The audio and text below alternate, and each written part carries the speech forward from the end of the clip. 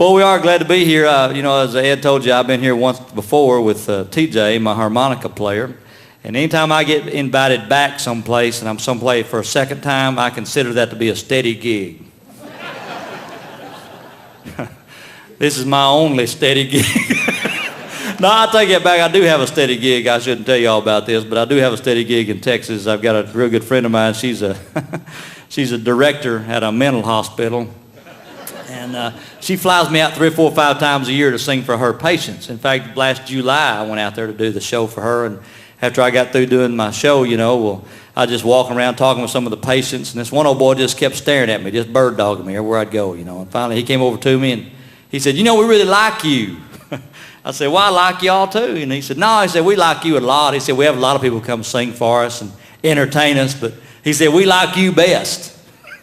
I said, well, good. He said, yeah, it just seemed like you one of us. We had to do a show in Arizona one time at this place called Black Rock. The guy said, you can't miss it right off the interstate. Well, we drove around 3.5 hours looking for can't miss it right off the interstate, Finally, I told the guys, I said, we better stop and ask somebody. We're going to be late for this show. And so we went in this Union 76 truck stop. I could tell by looking at this old boy behind the counter. Don't ask him. I mean, the wheel was turning, but the hamster's dead. Y'all know what I'm talking about? But he was the only one to ask. I walked up to him and I said, buddy, can you tell me how to get to Black Rock? He said, from here?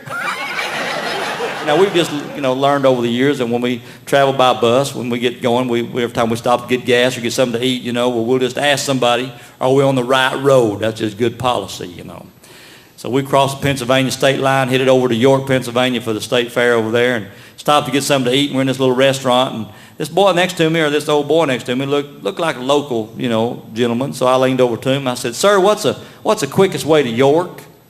He said, you walking or driving? I said, we're driving. He said, that's about the quickest way. Couldn't believe I was in this drugstore and I was standing in line and I started laughing. I know everybody in there thought I was nuts, but I saw this big sign said, kiss your hemorrhoids goodbye.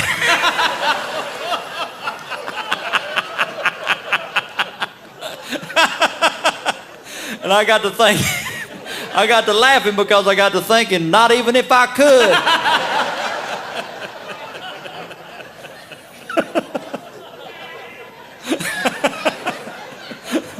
There's my laughing guy over here. I knew he'd got to be somewhere around here. Let it out, lady.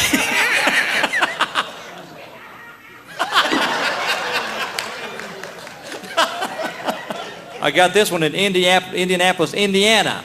It was also in the want ads. It says, wedding dress for sale, never been worn.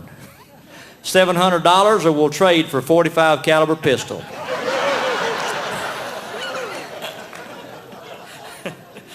I got this one in Dallas, Texas.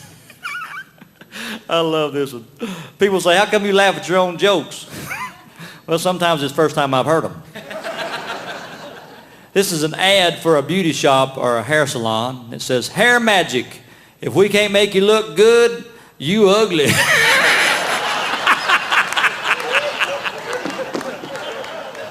Last year we was out the mall, and she was out shopping. I just kind of watching some people, and I got to watching this little kid over in the corner. He's just sitting over in the corner just cramming candy in his mouth as fast as he can get in his mouth, Finally, I walked over to him. I said, hey, little buddy, I said, don't you know it's bad for you to eat candy like that? And he said, well, my granddad lived to be 102.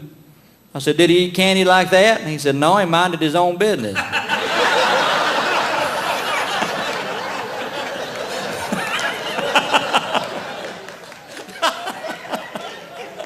Oh, man.